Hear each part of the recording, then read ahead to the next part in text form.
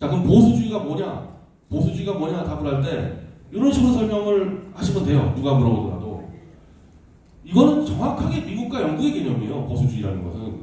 미국과 영국의 정치 발전의 흐름, 그 당시 과격한 프랑스 혁명과 대비돼서 점진적이고 합리적이고 아주 온건한 방법으로 자유민주주의와 시장경제를 발전시킨 그 정치 문화와 전통을 보수주의로 이야기하는 겁니다.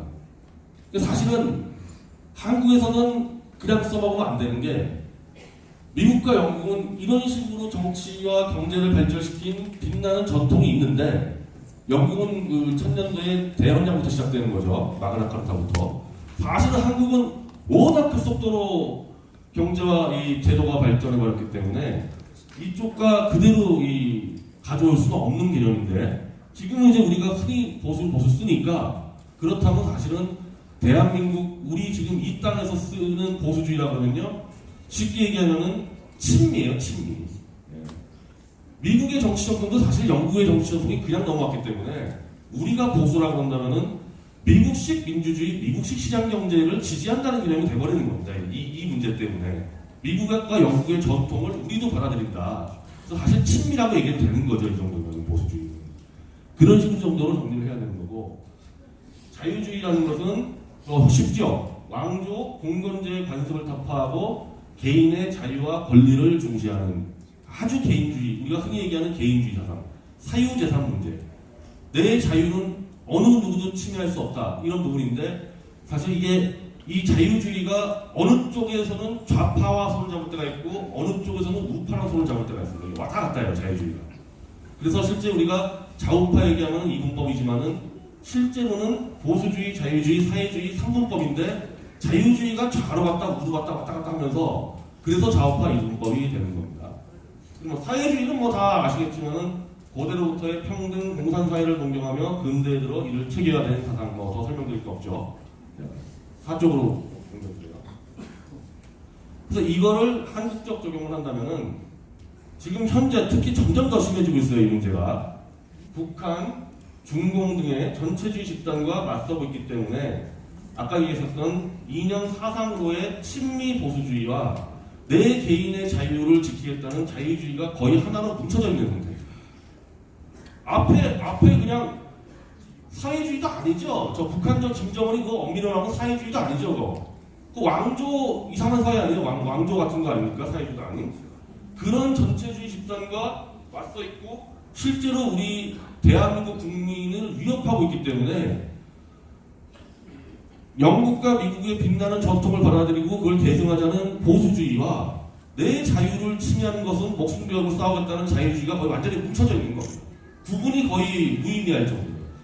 예를 들면 요즘에 우리 보수 쪽 동지들이 좋아하는 이현주 의원이 있잖아요. 지금 이제 무소속인데 그분은 걸어온 그 행정이나 발언이나 명백히 자유주의자거든요. 근데 지금 그분이 자유주의니 보수주의 구분이 안 되잖아요. 한데 뭉쳐서 지금 싸우고 있는 겁니다. 전체주의 집단과 보수주의와 자유주의가 한데 뭉쳐서 같이 싸우고 있기 때문에 구분이 거의 무의미하다. 그래서 그냥 우리가 범보수 이렇게 얘기해도 되고 그 범보수라고 얘기하면은 아까 얘기했던 이현주 의원까지 포괄되는 자유주의가 그냥 포괄되어 있는 겁니다. 보수라 얘기할 때. 그래서 너 보수, 넌 왜 자유주의 그럴 필요 없어요. 보수, 자유주의 다 포괄되어 있는 내용들입니다. 그래서 보수 통합이다 그러면은 우리는 자유주의까지 포괄하는 개념이라고 생각하시면 됩니다. 이걸 제가 설명드리려고 지금 좀 복잡한 말씀을 드린 거예요. 다음 페이지 넘겨주세요.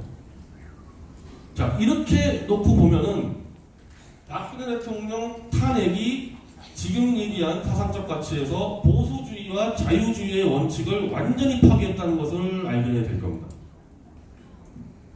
그 보수와 자유의 가치를 제가 설명드렸잖아요. 그거를 놓고 박 대통령 탄핵이 진행됐던 과정을 보면은 이 두 가지 지금 대한민국을 지키는 자유와 보수의 원칙을 완전히 파괴하는 행위라는 게 입증이 될 거예요.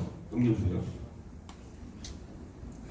너무 많은데 우리 선수끼리 다 아는 얘기여서 제가 그냥 간략하게만 정리를 했습니다. 이게 왜 보수주의와 자유주의 원칙을 다 파괴시켰냐? 제가 볼 때 지금 제일 심각한 문제가 탄핵 전으로 너무 많은 거짓말이 튀어나왔다는 거예요. 여기가 제일 문제가 되는 거예요, 사실.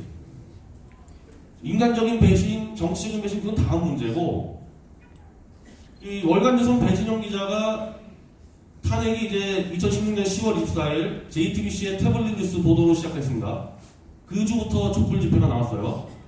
그래서 12월 8일날 탄핵이 가결되는데 10월 24일부터 12월 8일까지 탄핵이 가결되는 2달 동안에요. 배진영 차장 혼자 잡아낸 거짓 뉴스가 25개예요. 그 25개 뉴스를 보면요. 무슨 박 대통령이 세월호 7시간 동안 마약을 했니? 비아그라를 사가지고 다 나눠줬니? 성형수술을 했니? 그리고 무슨 최태민 목사가 주술을 걸어놔서 무슨 뭐 옛날 러시아의 라스푸틴 같은 역할을 했니? 그리고 최순실 뭐 아들이 청와대에서 일을 하고 있니? 이게 지금 무슨 포털세트 댓글 얘기하는 게 아니에요. YTN부터 등등 뉴스의 국내 언론사가 한 보도들입니다. 그런 완전 거짓말이 25개, 배진영 차장 혼자 잡은 게 25개, 미디어 측한 8개 더 잡아가지고 30개 이상의 거짓말들이 난무했다는 거예요. 이게 2017년 1월 정도 가면요, 사실상 언론사들이 다 인정을 했어요. 거짓말이라고 다 인정을 했어요. 정정보도 했는데 의미가 없어지는 거예요. 그때는 이미 탄핵이 가결되고 국회에서 탄핵이 가결된 이상 무슨 수를 써서라도 헌법재판소에서 통과를 시켜야지. 국회의원 200명 이상의 탄핵을 가결시켰는데 헌재가 정확히 따져서 사실관계를 만약에 탄핵을 기각시켰으면은 국회의원 200명 적으면 다 날아가는 거 아닙니까? 그러니까 목숨 걸고 이 거짓말을 그대로 관철시켜 버린 겁니다. 그럼 왜 거짓말이 자유와 보수의 원칙을 무너뜨리느냐? 기본적으로요. 영미식 시장주의 민주주의 전통이 유지되려면요. 아주 깔끔하고 깨끗한 법치주의가 유지가 돼야 돼요. 그게 핵심입니다. 그게. 그러니까 이른바 선진국과 후진국 차이를 보면은 법치가 되냐 안 되냐가 핵심이거든요. 그냥 마음 놓고 칼 들고 강도들이 막 돈을 뺐는데 경찰이 치안이 안 된다. 그럼 그건 후진국인 거고 안전하게 국민들이 살 수 있다는 선진국 아닙니까? 그럼 법치주의 기가 무너졌다 그러면은 이거는 당연히 이 후진국인 거고 또 하나는 내 개인의 생명과 재산이 보장이 안 되잖아요. 법치주의가 무너지면은 어떻게 개인의 생명과 재산이 보장이 되겠습니까? 이 거짓말로 인해 가지고 법치가 완전히 깨져버렸다. 뭐 더 복잡한 설명을 할 것도 없이 헌법재판소의 탄핵 인용 판결문 자체가 수많은 거짓으로 이루어져 버렸어요. 그때 나오자마자 아주 복잡한 팩트였지만은 우종찬 기자가 바로 탄핵 가결되자마자 일주일 뒤에 분석을 해서 헌법재판소의 판결문에 그냥 다 사실관계가 거짓말이 막 들어가 있는 겁니다. 그 안에 탄핵을 가결을 잘했다 못했다를 떠나가지고 헌법재판소 판결문에 거짓말이 들어가 있다. 이게 법치주의가 유지되는 나라입니까? 저기서 한번 이렇게 했잖아요. 저기서 저 탄핵 일국의 대통령을 끌어내리는 탄핵 결정문에서 거짓말이 자유자재로 들어가 있으니까 그 뒤로 국정농단으로 최소한 제가 서울구치소에서 확인한 것만 60명이에요. 서울구치소에 국정농단으로 감옥에 들어온 사람이 60명입니다. 그 사람들의 이 기소장부터 판결문은 그냥 마음대로 거짓말 다 들어가 있는 거죠. 제 사건 1심 판결 제가 명예훼손으로 5년 구형을 받고 2년 선고를 받았어요. 1심에서. 둘 다 한국식 기록입니다. 건국일의 명예훼손으로 5년 구형 한국식 기록, 2년 선고 한국식 기록입니다. 김경재 총장님이 징역 8개월에 집행유예 2년이에요. 한 10위 안에 들어갈 거예요. 아마 총장님도 명예훼손 사건에서. 1심 판결문에 거짓말이 왕창 들어가 있어요. 내가 하지도 않은 집회를, 내가 신고도 안 하고 참여도 하지 않은 집회를 갖고 그걸로 그냥 형량을 때립니다. 중형을 때리고. 그러니 제가 했던 집회는 정확히 합법 집회거든요. 다 신고하고 한 집회인데 합법을 가장한 불법 집회. 이런 표현 들어가 있습니다. 아니 이거 어떻게 법을 지킵니까? 나는 경찰에 신고하고 평화적으로 다 경찰 안내를 받으면서 집회했는데 이걸 합법을 가장한 불법 집회라고 해버리면은 내가 어떻게 집회를 하는 얘기예요? 저만 그렇게 했냐는 겁니다. 이 모든 국정농단에서 관련된 판결문이 거짓말이 막 들어가 있다는 거죠. 이러면은 개인의 안전이 보장이 안 되잖아요. 법치가 다 무너지고. 그것 때문에 이게 이 탄핵이 무시무시한 한마디로 야만적이고 폭력적이었다는 겁니다. 보수를 지키기 위해서 탄핵을 했다? 그런 식으로 얘기를 합니다. 보수를 지키기 위해서 탄핵을 얘기했다. 그런 식으로 얘기를 해요. 탄핵 세력들. 이걸 얘기해 보란 말입니다. 이런 식으로 다 거짓으로 시스템을 망가뜨려 놓고 무슨 보수를 위한 탄핵. 그 사람들이 얘기하는 보수는 지금 제가 설명한 보수하고 다른 보수인 거예요. 자, 이거 화면 좀 보세요. 자, 이건 아까 얘기했던 자유주의 문제인데 다 연결돼 있죠. 개인의 인권이 완전히 파괴되고 있습니다. 이건 자유주의 원칙을 그대로 어긴 거죠. 박근혜 대통령의 인권은 그냥 끝장이 났잖아요. 끝장이 나왔죠. 이분의 최소한의 사생활, 그러니까 탄핵과 관계없는 사생활, 그것도 거짓말로 다 들춰버렸죠. 거짓말로. 인권 자체가 없어져 버리는 거, 없어져 버리는 거. 최순실까지도 마찬가지고 남재준 정원장, 국정농단 관련된 60여 명이 다 제가 파악하기로는요, 저기서 뇌물죄로 들어온 사람이 딱 한 명인데요. 최경환 부총리가 딱 한 명인데 그분은 국정원 특활비를 그냥 공적으로 받은 거예요. 개인적으로 무슨 기업돈 받은 게 아니라. 근데 그분 하나 딱 빼면요, 다 싸그리 직권남용입니다. 범죄가 다 직권남용. 직권남용이라는 건 뭐 잘 아시겠지만은 일동 열심히 해버리면 그냥 선을 넘어서는 건데, 그게 바로 검찰의 포토라인 딱 한 번 세우면서 그냥 완전히 무너져 버린다는 거예요. 개인의 도덕성이 오고 싸그리 무너지는데, 그 대한민국 법치주의의 수장이라는 양승태 대법원장까지 감옥에 들어오지 않았습니까? 그분도 직권남용이에요. 그분도 직권남용으로 들어와버렸습니다. 자, 이제는 요즘에 좀 이슈가 되죠. 일본 강제징용 문제 판결문 갖고, 야, 이거 원래 이용훈 대법원장 때 나왔던 대로 대법원에서 파기환송해서 강제징용 선배를 인정하는 판결을 내렸다가는 지금 이 같은 꼴 난다. 일본이 무시무시하게 보복을 해서 한일관계 파탄 플러스 한미관계 파탄, 한국은 아시아에서 끝장나겠다. 그래서 박근혜 대통령 쪽과 양승태 대법원 쪽이 논의를 좀 한 거 아니에요? 이거 심각하다 문제가. 그걸로 감옥 들어갔잖아요. 양승태 대법원장이 지금 그거 가지고 직권남용이라고 해서. 이거는 공적 인권, 사적 인권을 다 무너뜨려 버렸다. 이것도 과연 보수를 지키기 위한 탄핵인 거냐, 이 부분에 대해서도. 이거 말고도 수두룩한데 역시 우리 다 뭐 탄핵을 반대하는 사람들끼리 얘기니까 다 넘어가겠습니다. 네, 넘겨주세요. 자, 표현에 대한 안전파괴. 아까 얘기했지만요, 지금 명예훼손 사건이라는 게요, 원래 기본적으로 다 벌금 100, 200으로 끝나는 사건들이에요, 웬만하면. 자, 참고로 이희호 여사가 무슨 미국의 흑인 의사와 뭐 바람을 폈다, 이거 완전히 유언비어죠. 그 허무맹랑한 유언비어를 지속적으로 유포한 사람의 형량이 벌금 500만 원입니다.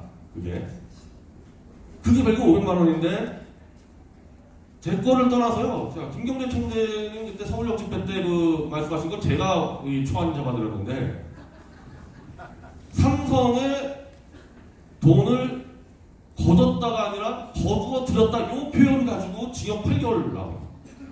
징역 8개월. 표현의 자유가 완전히 박살나버린 거예요. 징역형을 막 때려버려요. 그리고 지금 우리 동지 한 명 지금 또 감옥에 있어요. 서울구치소에서. 방장영 씨라고 감옥에 있습니다. 문재인 아버지가 뭐 인민군 대위였다. 물론 입증되지 않았지만은 그런 정도 의혹 제기했다고 지금 징역 10개월 받고 지금 감옥에서 복역하고 있습니다. 마구잡이로 그냥 감옥에 집어넣어버려요. 이제 비판만 했다면은. 저는 30분으로 돼 있기 때문에 3시까지 하겠습니다. 자, 그리고 이것도 참 황당한 건데요. 3월 10일 탄핵 선고일에 4명의 태극기국민 돌아가셨죠. 지금 우리 공화당 그것 때문에 지금 강화문 텐트 치지 않았습니까? 아무 이슈가 안 됐어요. 그때 그 당시에 집회에서 4명이 돌아가셨는데 사회적으로 아무 이슈가 안 됐습니다. 백은종이 아니죠. 백남기 그거 물대포 맞아가지고 현장에서 돌아가신 게 아니라 그분은 병원에 가서 돌아가셨는데 그 난리를 치지 않았습니까? 이분은 다 현장에서 즉사하신 분들인데도, 자, 태극기 너희는 죽어도 돼. 그 얘기잖아요. 똑같은 집회 하나 돌아가셨는데 촛불리고 있으면은 그 인권을 지켜주고 태극기 든 사람은 너희는 죽어도 돼. 그렇게 가버린 겁니다. 이거 자체는 인격의 침해이긴 하지만요, 평등권 침해예요. 평등권 침해. 딱 편 갈라서 우리 쪽은 죽어나가도 돼. 자, 이게 다 탄핵의 결과입니다. 이 탄핵이 돼서 나라가 이걸 돼버린 거예요. 저는 탄핵을 찬성했다는 그 사람들, 저쪽 좌익 말고 우리 바운더에 있던 사람들 물어보고 싶어요. 이 사건 대해서 어떻게 하느냐. 이 사건 대해서. 이것도 답을 해줘야 되는 거 아닙니까?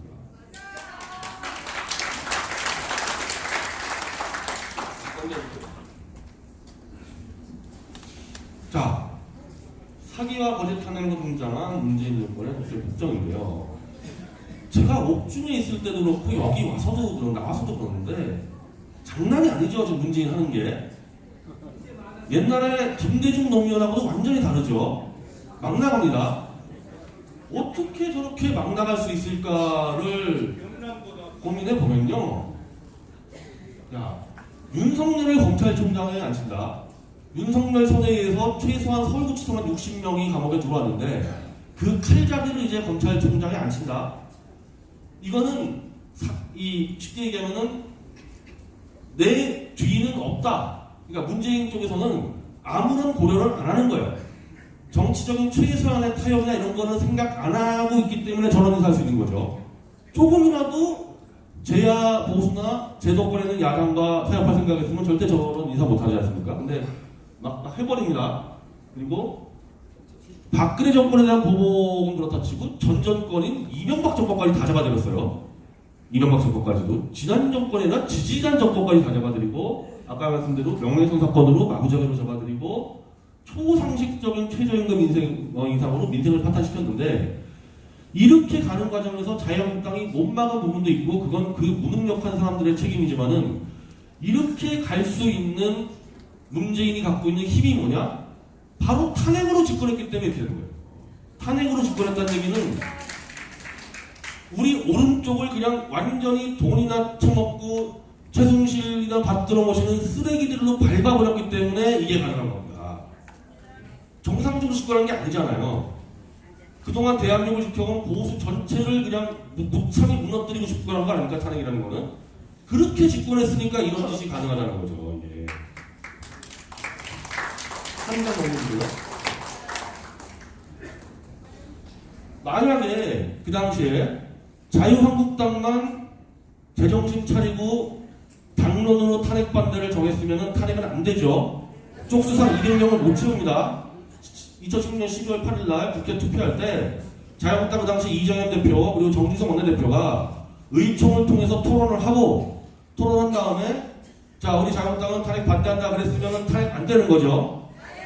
그럼 탄핵이 안 됐으면은 이미 그 당시 박 대통령은 3인방을 내보냈고 전체적으로 국정쇄신을 하고 가급적 국내 정치 손을 떼고 국제 외교 안보 등을 관리하면서 1년 동안의 임기를 마쳤을 거 아닙니까? 그렇게 한다음에도 문재인이가 집권할 수 있는데 그런 방식으로 문재인이 집권한 거랑 박 대통령을 감옥에 집어넣고 60여 명을 감옥에 집어넣고 완전히 오른쪽을 밟고 집권한 거랑 그게 차이가 없냐는 말입니다. 지금의 문재인이 국정 운영하는 데 있어서. 그것 때문에도 당연히 탄핵은 그 당시에 반대했어야 되는 겁니다. 탄핵을 찬성했던 사람들이 그렇게 얘기를 해요. 자, 박 대통령 탄핵을 시키지 않으면 문재인이가 뭐 대선 때 이긴다. 원래 민주주의는 결과보다는 과정으로 가는 거 아닙니까? 과정이 정상적으로 갔어야죠. 설사 문재인이가 집권하더라도. 정상적으로 집권했으면 이런 짓은 못한단 말입니다. 문재인이가. 여기에 대해서 책임을 져야죠. 여기에 대해서. 자, 그러면서 왜 밑바닥에서 오늘 같은 토론회도 열리고 있죠. 지금 오늘 같은 토론회도 사실은 그냥 열리는 게 아닙니다. 끊임없이 한겨울이고 한여름이고 태극기 들면서 끝까지 탄핵 진실 밝히자고 했던 분들의 힘으로 이런 토론회가 열리는 거죠.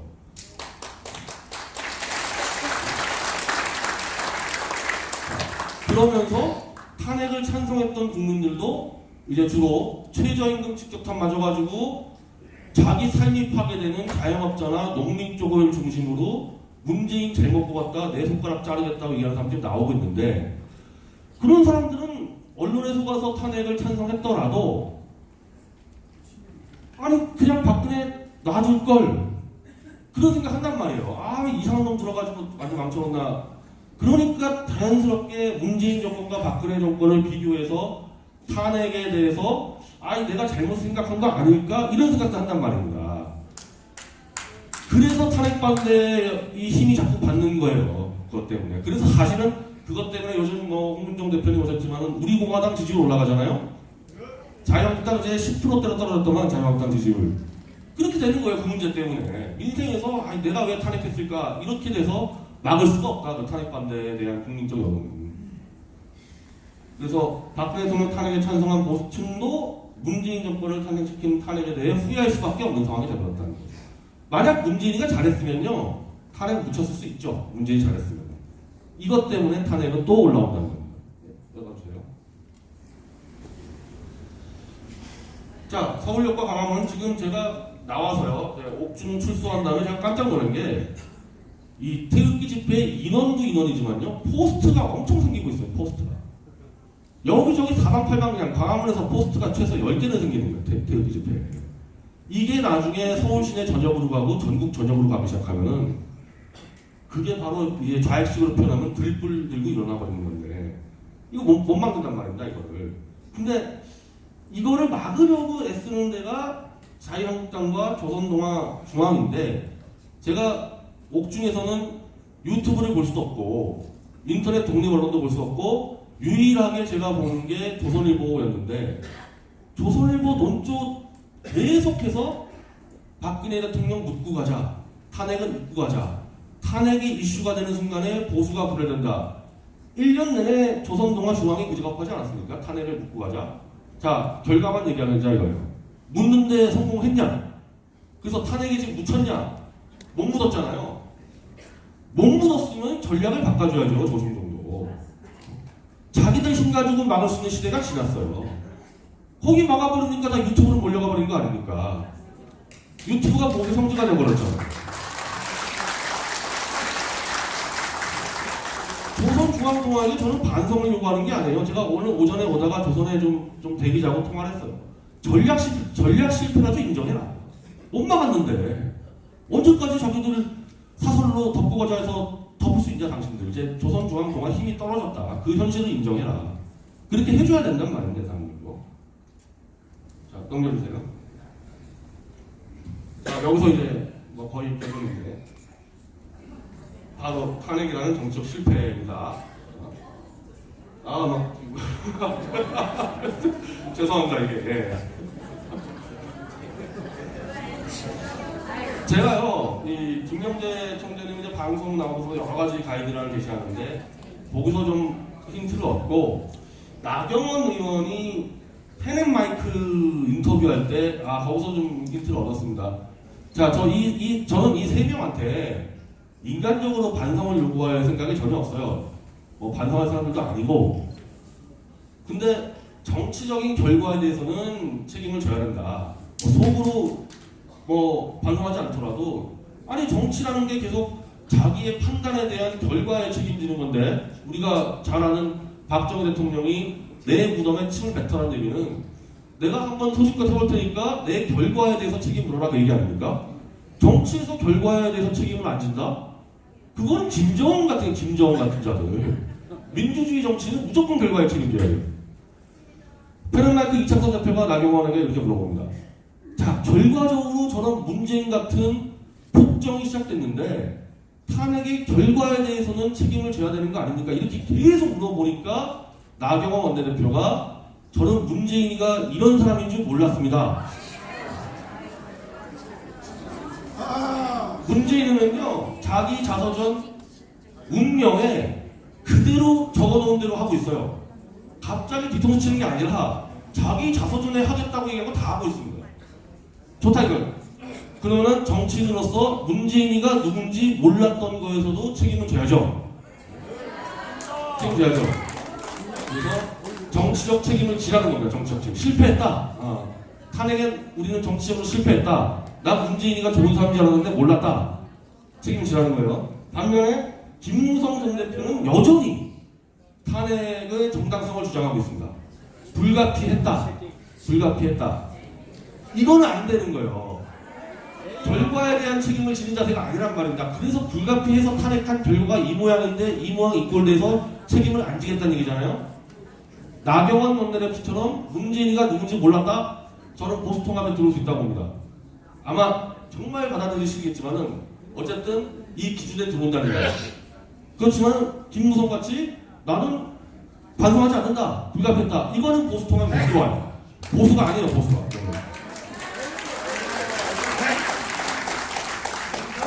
이 기준을 정하자는 거예요. 이 기준. 탄핵은 그래도 나는 열심히 했고 순수하게 했지만은 정치적으로 실패했다, 요거 인정하는 데까지가 보수통합의 마지막 경계라는 겁니다.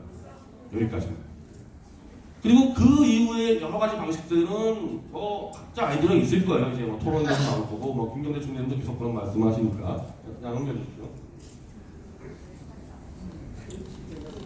자, 그래서 자유한국당은 당론 확정해라. 3박 4일 워크숍을 가든 뭘 하든 정치적 실패했다고 당론으로 확정하라는 거예요. 딴 거 할 거 없어요.